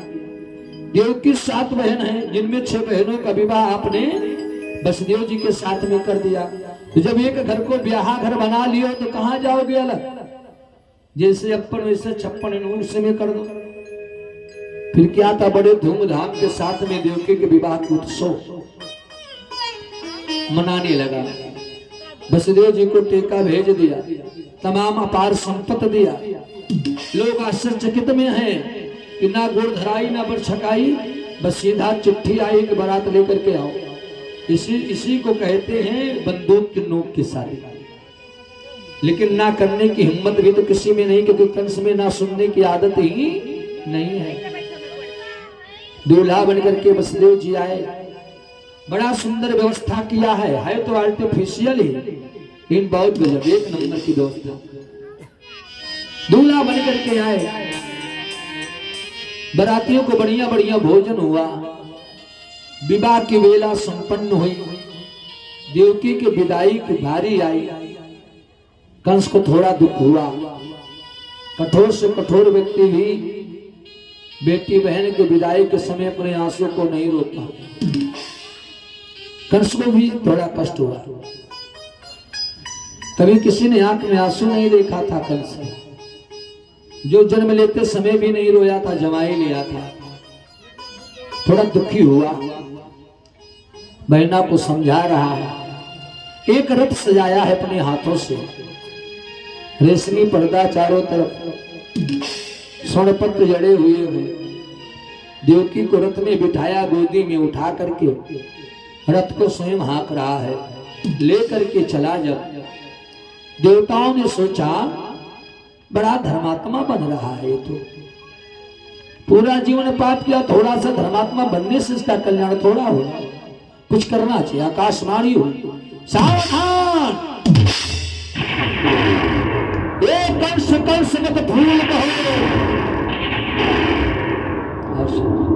कंस कंस मत भूल कहो, ये भूल भूल को भुलाएगा तुझको तेरे मित्रों समेत यमपुर की हवा। जिस बहन देवकी के पीछे इतना आनंद मनाता है, इसके ही काले पर्दे में तेरा दुश्मन मुस्कुराता। इसके 8वें गर्भ वाला देवों का मान बढ़ाएगा, तुझको तेरे मित्रों समेत यमपुर की हवा। कंस ने कहा असंभव, ये नहीं हो सकता है। मुझे मारने वाला, अरे जब बांस ही नहीं होगा तो बांसुरी कहां होगी? दुश्मन कहां से आएगा जब देवकी ही होगी? झट कूद पड़ा रथ के नीचे, पर्दे को झट से नोच दिया। बहना के केस हाथ में थे, तलवार म्यान से खींच ली। भमनी महंत्र मारता खड़ प्राणी कचित गृहित, म्यान से तलवार को निकाला, बहना पे वार करना चाहा। बहना अकुलाई घबराई, ये वीरन क्या करना चाहा? कंस ने कहा, हे बहना, ये अंतिम बार विदाई है, ये अंतिम भरा प्यार मेरा, देवकी बहन स्वीकार करो, ये अंतिम बार का मेरा। जैसे मारना चाहा, वसुदेव जी ने सोचा, ताति रक्षति सदगति करोति इति सापति। पति कौन है? ताति रक्षति सदगति करोति इति सापति। जो अपने पत्नी की रक्षा सुरक्षा व्यवस्था करे वही पति है। पकड़ लिया हाथ कंस का, भैया ये क्या करते हो? अरे वसुदेव, तुम्हें इतना प्रेम पत्नी से, आकाशवाणी को नहीं सुना? वसुदेव जी ने कहा, भैया ये तवानुजा बाल कृपड़ा पुत्र को हंत मन हस कल्याण विमाम त्वदीन वत्सना। आप तो दयाल हो महाराज, कुछ इस बेचारी पर दया करो। तुम्हारी छोटी बहन है, तनुजा है, छोटी बहन बिटिया के समान होती है, मत मारो। देखो कितनी डरी हुई है, कल्याणी के रूप है। अरे तुमने आकाशवाणी को नहीं सुना? तो इसमें देवकी की क्या गलती है भैया? रही बात मरने की, तो एक बात आप जानते हैं, बुद्धिमान है। मेरो तुर्जनवतां वीरा देहेन सहजायते अद्यातसतात्तेवा मृत्युवे प्रणनाधुवः। जिसने भी जन्म लिया है ये ध्रुव सत्य है कि उसे एक दिन मरना है। शरीर के साथ में ही मृत्यु भी आती है। प्रत्येक प्राणी की मृत्यु अटल है। बहुतों ने टालने का प्रयत्न किया लेकिन कोई टाल नहीं सका। अपनी बहन को मार करके कलंक मत लो। नारी के ऊपर हाथ उठाने से देवता में कलंक लग जाएगी भैया। देखो कैसे कांप रही है, इसके हाथ की मेहंदी भी अभी नहीं छूटी। बड़ा मोह है तुम्हें। कहा भैया एक वचन देता हूं, ये वसुदेव कभी जीवन में झूठ नहीं बोला। इसके संतान से आपको कष्ट है, मैं वचन देता हूं जितने पुत्र होंगे 1 से लेकर 7 तक ला करके आपको समर्पण कर दूंगा। 8वें में जैसी आपकी इच्छा होगी वो कर देना। कहा ले जाओ, लेकिन याद रखना वसुदेव जी देवकी को विदा करा करके लाए। घर में बड़े खुशी का माहौल है, लेकिन ना वो दूल्हा खुश है ना दुल्हन खुश है। क्यों? विवाह किया जाता है संतान उत्पत्ति के लिए, लेकिन कोख को गिरोही रख दिया गया ससुराल में पहुंचने से पहले। जब अपने गृह में कोहबर में दुल्हन को देवी देवताओं के पूजन के लिए पांव पकड़ाने के लिए लेकर के गए तो भारत की पहली नारी मैया देवकी है जो भगवान से कहती है मुझे मां मत बनाना, क्योंकि मेरे पति मेरे कोख को गिरोही रख दिए। भगवान की भी बड़ी गजब लीला है, तमाम को देते नहीं है। और देवकी मैया पहले ही वर्ष में गर्भवती हो गई। जब घर में पहली बार महिला गर्भवती होती है तो घर में बड़ा खुशी का माहौल होता है, लेकिन ना वो पिता प्रसन्न है ना वो मां प्रसन्न है। एक दिन वो भी समय आया, एक बेटे का जन्म हुआ। वसुदेव जी जिस दासी के द्वारा समाचार सुने कि बेटा हुआ है, रोने लगे बेचारे। दासी ने कहा महाराज खुशी के दिन पर ये आंसू कहा? खुशी के आंसू। और पहुंचे देवकी के पास में, हिम्मत नहीं पड़ती है देवकी से सामना करने का। देवकी नहीं बोली, मैं तेरा पति हूं, तुम्हारा फर्ज है मेरे वचन को मानो, लाओ ये पुत्र मुझे दे दो। नहीं महाराज तुम मेरी पत्नी हो, पति की आज्ञा मानो। कहा महाराज मैं मानती हूँ, एक स्त्री का धर्म है पति के वचन का पालन करना, लेकिन अब मैं एक माँ भी हो चुकी हूँ। माँ के धर्म है अपने बच्चों का लालन करना। महाराज क्षमा करें, नहीं दे सकती। देखो देवी तुम मेरी पत्नी हो, एक बात याद करो, स्त्री के जीवन में पति का बड़ा महत्व है। पति है तो पुत्र हो सकते हैं, लेकिन अगर पति नहीं है तो पुत्र कभी पति नहीं दे सकता। अगर मैं कंस को दिए हुए वचन को पूरा नहीं कर पाया तो मेरा पतन होगा, और पतन होने से बढ़िया हम अपने प्राण को ही छोड़ दें। तुम मुझे पतन से बचा लो। पत्नी का धर्म है पति को पतन से बचाए। लाओ ये पुत्र।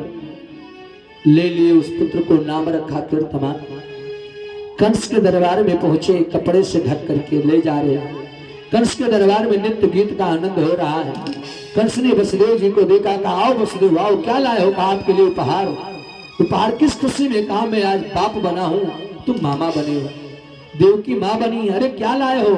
जैसे पटुघारा एक नन्हे से बालक को देखा, अरे कहा अरे वाह इसे यहाँ क्यों लाए हो? बधाई हो, पहले तुम बाप बने हो, ले जाओ इसे। मेरी देवकी क्या सोचेगी मेरे बारे में? ले जाओ इसे, बिल्कुल ले जाओ। महाराज आपने जो वचन दिया था आपको, अरे ले जाओ, क्या बिगाड़ेगा? बिगाड़ा है मेरा ये, 8वें में देख ले करके आए। उस पुत्र को वापस देवकी को दिए। देवकी बड़ी मगन हो गई, अपने भैया को बहुत बहुत आशीर्वाद दे रही है, धन्य हो रही, धन्य बना रही है, आशीर्वाद दे रही है। लेकिन मेरे प्यारे, उसी समय नारद जी ने विचार किया कि इसने पूरा जीवन पाप कर्म ही किया है, एक पूर्ण करने से इसके पाप कभी पूर्ण में नहीं बदलेंगे। जैसे आप लोग ध्यान दीजिएगा, पूरे गगरी में पानी भरा हो और उसमें अगर 10 ml दूध डाल दिया जाए तो क्या पूरा गगरी दूध हो जाएगा? नहीं होगा। पूरा जीवन यानी पाप किया, एक पूर्ण करेगा। एक एग्जाम्पल और ले लो, जैसे कोई व्यक्ति हिंदी मीडियम से पढ़ रहा हो, हिंदी मीडियम से, और वो व्यक्ति शौक आ जाए कि हम इंग्लिश मीडियम से पढ़ेंगे, इंटर कर लिया हो, अब उसे अगर इंग्लिश मीडियम में जाना है तो फिर कक्षा 8 में ही नाम लिखाना पड़ेगा। तो अब इसकी मुक्ति तो पाप से होने वाली है। घड़ा भर गया, फूट जाए तो नारद जी महाराज उसके घड़ा को जल्दी फुलवाने के लिए चले देते। बीड़ा बजाते हरि गुण गाते श्री नारद महाराज नगर में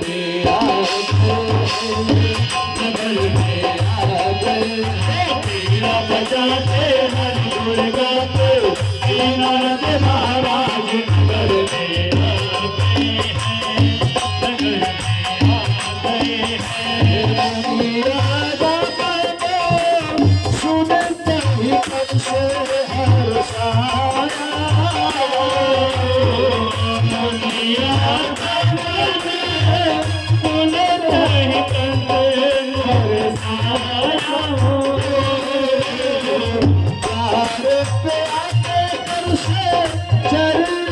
शीश झुकाया पे आके तुमसे चरण में शीश झुकाया पकड़ कर कीना सुंदरासन पीता नगर में आए बजाते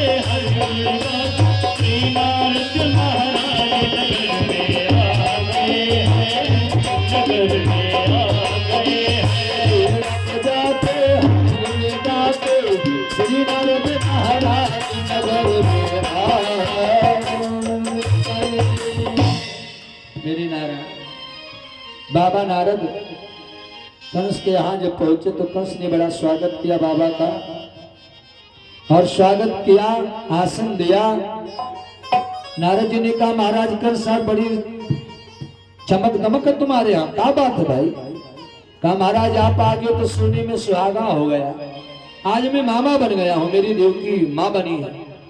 जैसे नारद बाबा अपनी खोपड़िया पर हाथ मारे का उफ, मैं तो तुम्हें बड़ा बुद्धिमान समझता था, लेकिन आज पता चला एक नंबर के मूर्ख हो। कहा महाराज हम तुम्हें मूर्ख कहाँ से दिखाई पड़ते हैं? कहा दुश्मन पैदा हुआ तुम खुशी मना रहे हो। आकाशवाणी ने क्या कहा था? अरे कहा आकाशवाणी ने तो 8वें बेटे के बारे में कहा था ना, ये तो पहला है। नारद बाबा एक कमल का फूल निकाले, अब कमल का फूलवा निकालने के बाद में कहा इसे गिनो, तो कमल में 8 पंखुड़ी होती है। गिनने लगे तो जब इसे एक मान करके गिने तो ये 8 आवे, इसे एक मान करके गिने तो ये 8 आवे, इसे एक माने तो इसे नचाया करें नारद बाबा, बताया करें ये पहला, ये दूसरा, ये 8। जब इस प्रकार से घुमाया तो कहा इसका मतलब पहला भी 8वां हो सकता है और 8वां भी पहला हो सकता है। एक बात बताए, कहा तब तो उसे मार डालें हम। कहा इसको हम क्या करें कहने के लिए जाए? मूर्ख और शंख दूसरे के फूंकने पर बजते हैं। शंख कितना बढ़िया हो तो अपने आप नहीं बजेगा, और मूर्ख व्यक्ति भी अपने आप कुछ नहीं करता है, कोई उसे जब कराने वाला होगा तभी वो करेगा। शंख और मूर्ख की एक ही उपमा। कहा महाराज भले आपने हमारी अखियां खोल दिया, अब पहुंच गया देवकी क्या? इधर देवकी भैया कंस को बहुत बहुत धन्यवाद दे रही थी। ए देवकी लाए बालक, लेकिन भैया आपने तो छोड़ दिया, दारे मेरी गलती थी, छीन लिया। देवकी मैया पांव पकड़ करके गिड़गिड़ा रही है, लात मार दिया मैया देवकी के ऊपर, एक पत्थर के शिला पे पटक दिया। पहला पुत्र मैया का मार दिया। अब आप लोग ध्यान दें, जब पहला पुत्र मरता है तो माता पिता को बड़ा कष्ट होता है। इतना ही नहीं किया, पकड़ करके देव की वसुदेव को लाया, और जमुना के किनारे बने हुए जेल खाने में 8 दरवाजे के भीतर बंद किया।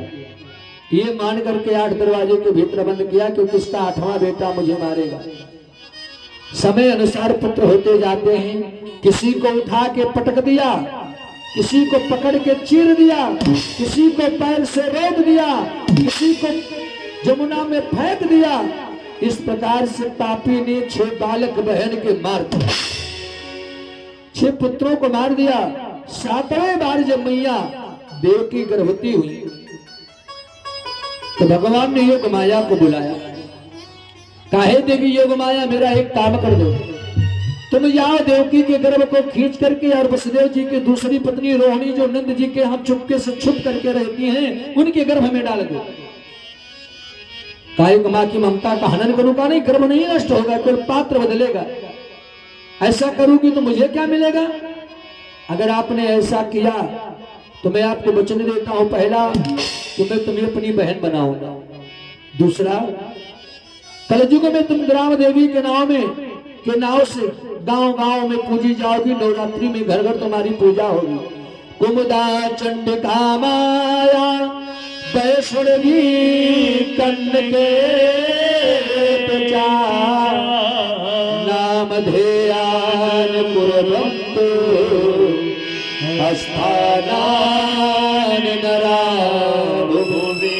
कोई वैष्णवी कहेगा, कोई कुमुदा कहेगा, कोई चंडिका कहेगा, कोई महामाई के नाम से तुम्हें पुकारेगा। योग माया ने कहा ठीक है प्रभु। 7वां गर्भ खींच करके रोहिणी के गर्भ में डाल दिया। कंस एक वैद्य लगा करके रखा नारी परीक्षण के लिए। रात में जब आखिरी राउंड आया तो कांपने लगा, थर थर थर थर। जाकर के कंस से बचाया, महाराज मेरे जीवन में ऐसा कभी नहीं हुआ जो आज मैंने देखा। अभी मैं दिन के 4 बजे के राउंड में नारी परीक्षण किया तो गर्भ सुरक्षित था।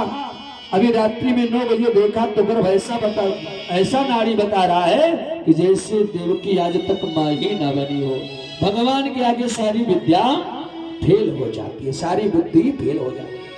कंस ने कहा रे मेरे भय से भयभीत रहती थी देवकी, और वो चिंतित रहने के कारण, मेरे भय से डरने के कारण से उसका 7वां गर्भ अपने आप समाप्त हो गया होगा। अब आगे 8वें गर्भ की बारी आती है। अब आगे के गर्भ में आते हैं यमुना श्रोतागण सागर उन्होंने प्रेम सजोड़ा।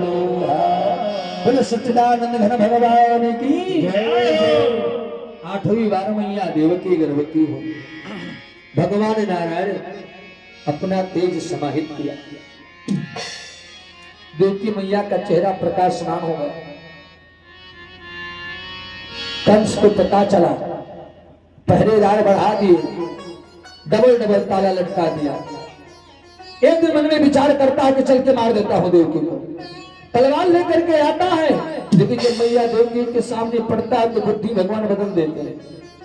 कहां मारूं इसको, जैसे इतनों को मार दिया 8वां भी मार दूंगा। चला जाता है घर, लेकिन नींद नहीं आती है। रात भर विचार करता है, क्या आहे समय प्राण हर हर गुहा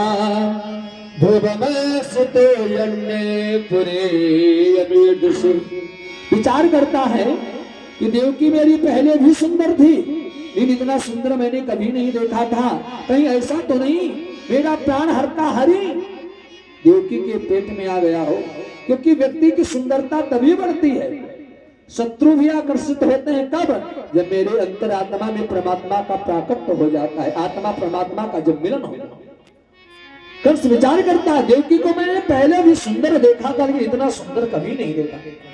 सुबह मार लेंगे, सुबह जाता है फिर लौट आता है। एक दिन नारद बाबा को बुलाया, नारद बाबा आए।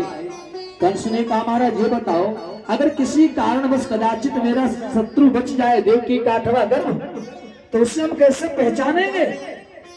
नारद बाबा ने कहा बता रहा हूं, उसकी पहचान काला काला होगा, घुघराले बाल वाला होगा, टेढ़ी टांग वाला होगा, गोलगप्पा जैसे गाल वाला होगा, देखने में छोटा होगा लेकिन बड़ा ही खोटा होगा।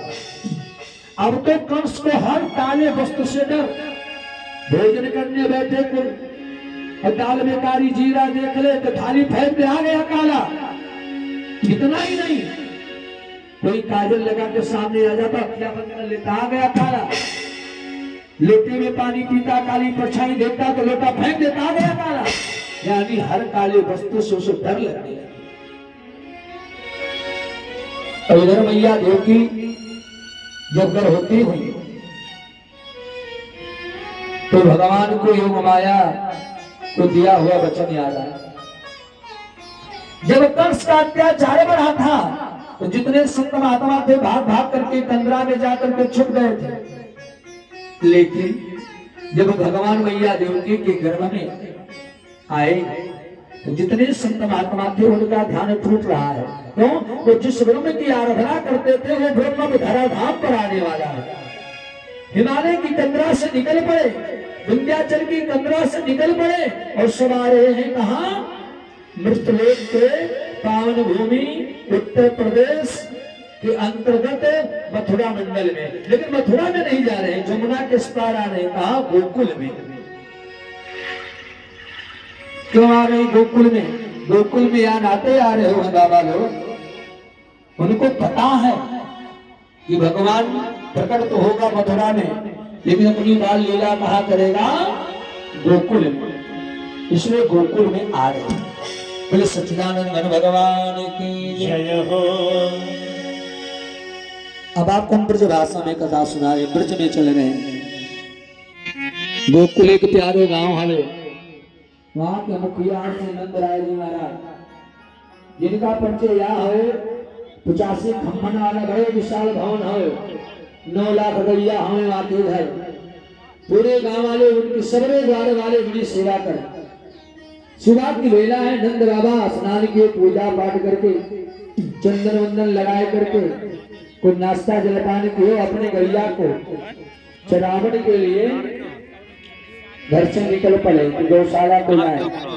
और जैसे घर के बाहर निकले तो इसे क्या देखा है? 8-10 महात्मा की टोली चली आ रही है उनके घर। बाबा ने देखा, मगन हो गए क्योंकि संत आ रहे, धन जेकर भाग घर आवे संत पहुना। अरे रे जसोदा क्या कर रही हो? अरे जरा देखो, आज हमारे भाग खुल गए, आज महात्मा पधार रहे हमारे घर। यशोदा मैया निकल करके आई, आसन लगाने लगी, सबरे महात्मन को बिठा दियो, सबके पावन को धोयो, दूध दही छाछ मिश्री ला करके सब महात्मा को खिला रहे हो। महात्मा लोग खा पी करके मगन है। नंद बाबा या अपने मना में सोच रहे हो कि बाबा लोग सवेरे जावे, हम अपनी गैया को लेकर के जाएंगे। बाबा लोग बिल्कुल आसन मार के कुंडली मार के बैठ गए। कहे जाए बाबा लोग कहते ना कहावत, मीन सुखी जब भरैया गागा और संत सुखी जहां बछरू बांधा। या बाबा लोग जावे ना, तब तक के देखा फिर एक 15 महात्मा की टोली में एक महात्मा फिर आ गए। वहां को भी बैठा करके सबका जलपान सेवा हो रहा है। पूरे गांव में हल्ला हो गए कि नंद जी के घर संत लोग आ रहे हैं। सगरे गांव के लोग दौड़ दौड़ करके संत के दर्शन के लिए आने लगे। अब तो संत का महिमा खत्म हो गया। पहले गांव में एक घर पर साधु आ जावे तो पूरे गांव के लोग उनके घर दर्शन करने के लिए आते थे। और अब बगली से जा कोई राम राम बोलने वालों ना है। कहा है? पहले लोगों के मन में बैराग होता था तब साधु होते थे। अब ज्यादातर साधु कैसे हुए? श्रीमती जी मर गई, पूत पतोहू खावे को दियो ना, 2-4 गाड़ी पाओ तो ना तो सधुए हो जाओ, भंडारा पाओगे। इसका प्रमाण भी मैं देता हूँ। प्रमाण ये है, काहू के गांव में पहले संत आते थे। 40 साल पहले की बात को याद करो तो खजड़ी बजती थी, भजन होता था।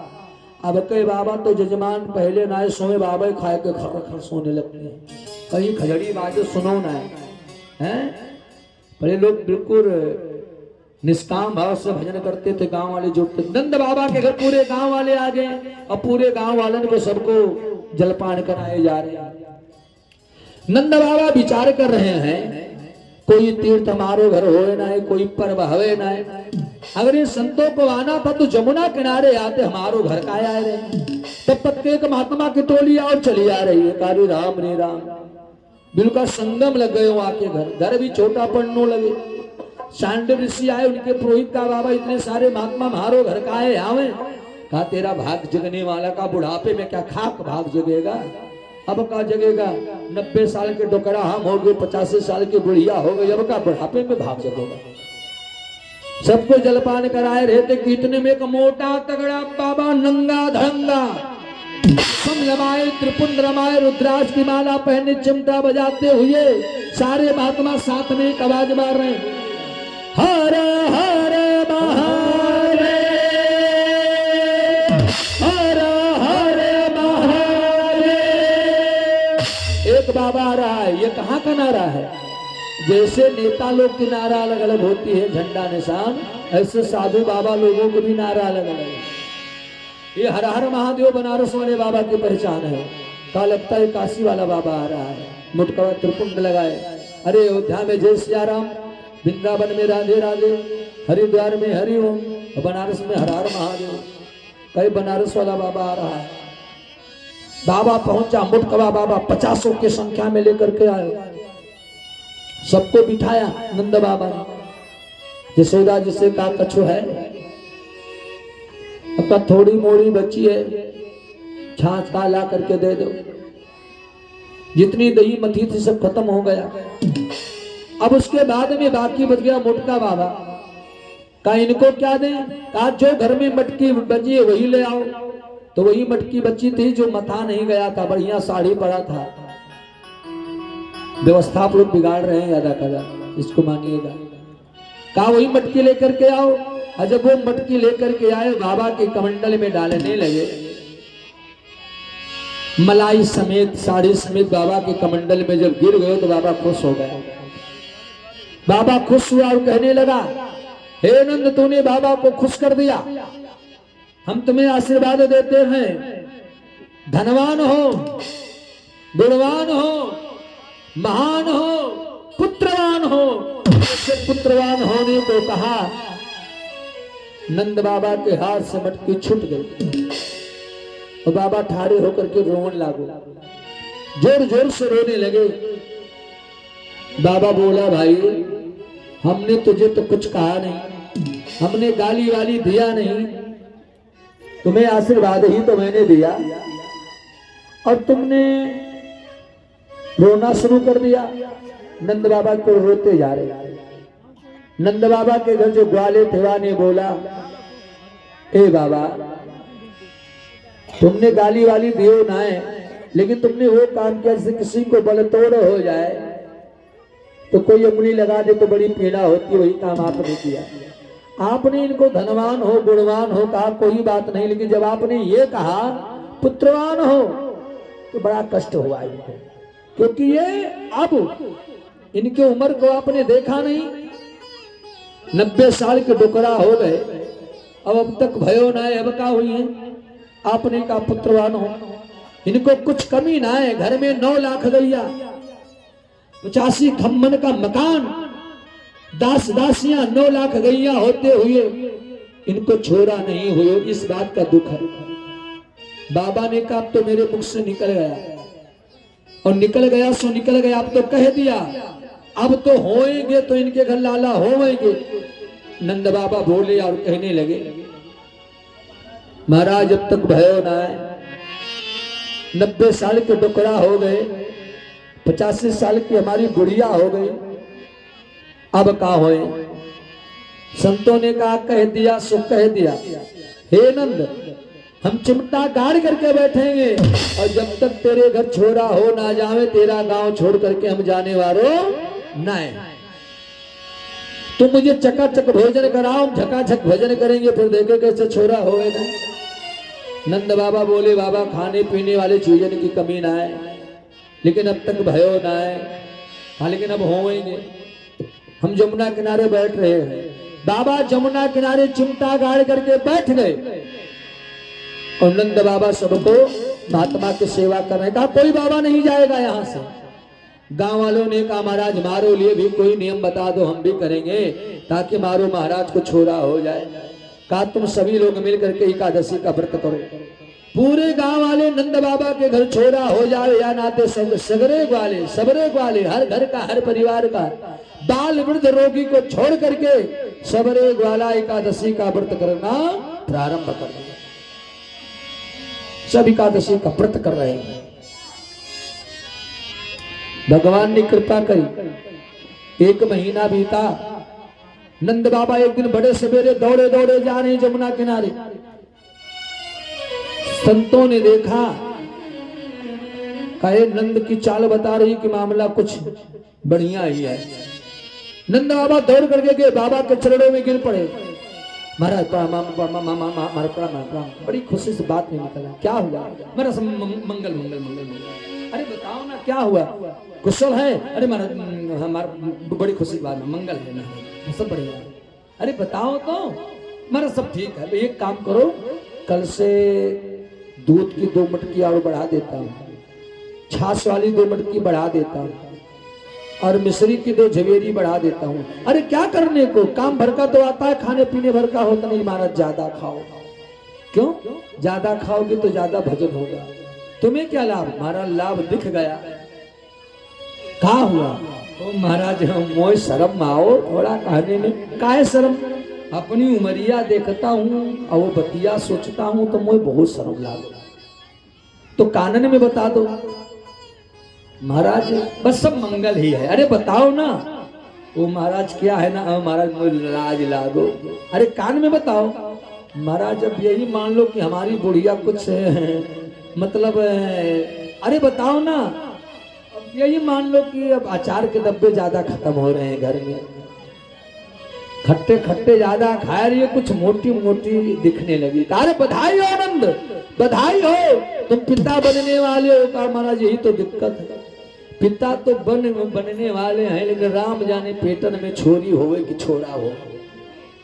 काय का दिक्कत? हमारा जब बुढ़ापा में छोरी हो जाएगी तब तक वो शादी करवे लायक होगी, तब तक हमारी राम नाम सत्य हो जाएगा। छोरा होवे तो ज्यादा बढ़िया, इसलिए कहते थोड़ा भजनिया बढ़ा दो कि छोरा हो जाए। संतों ने कहा है नंद, जमुना को साक्षी मान करके हम वचन देते हैं, अगर तेरे पत्नी के पेट में छोरी होगी तो भी तुझे छोरा ही मिलोगे। तब तो नंद बाबा गदगद हो गए, कहा तब तो बड़ी कृपा का, तुझे छोरा ही मिलेगा।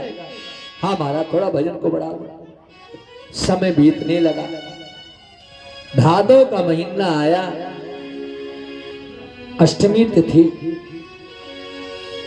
देवताओं ने विचार किया, ये नारायण हमारे लिए गोलोक धाम को छोड़ करके मृत लोक में जा रहे हैं, तो चले हम गर्भ स्तुति करें, भगवान की स्तुति का गान करें।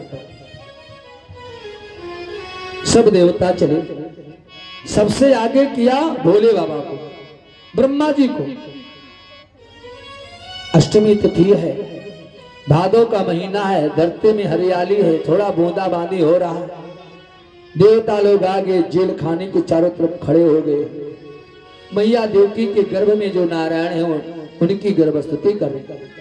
भागवत में सुखदेव जी कहते हैं, हे राजन, जो देवताओं ने स्तुति गाई है उन्हें कहते हैं गर्भ स्तुति। और इस गर्भ स्तुति की इतनी महिमा है कि जो इस स्तुति को गाता है उससे कभी गर्भ में आना नहीं पड़ता। और गर्भ में आओगे तो जन्म लेना पड़ेगा। दुनिया में 2 पीड़ा बड़ी भयंकर है, एक जन्म लेना और एक मरना। सबने गर्भ स्तुति का गान किया। आए हम लोग भी गाएं। आज ये 5म दिवस बताते हैं। हमने किसी दिन किसी से कहा ही नहीं कि ताली बजाओ, कीर्तन करो, खाली सुनो। लेकिन आज निवेदन करेंगे, सब लोग हमारे साथ गाने का प्रयास करेंगे और परमात्मा से प्रार्थना करेंगे कि कथा में भगवान प्राकट तो होंगे ही, कथा के माध्यम से आज ही मेरे अंतर आत्मा में प्राकट हो जाओ। तो आप लोग सभी लोग संकीर्तन करेंगे भगवान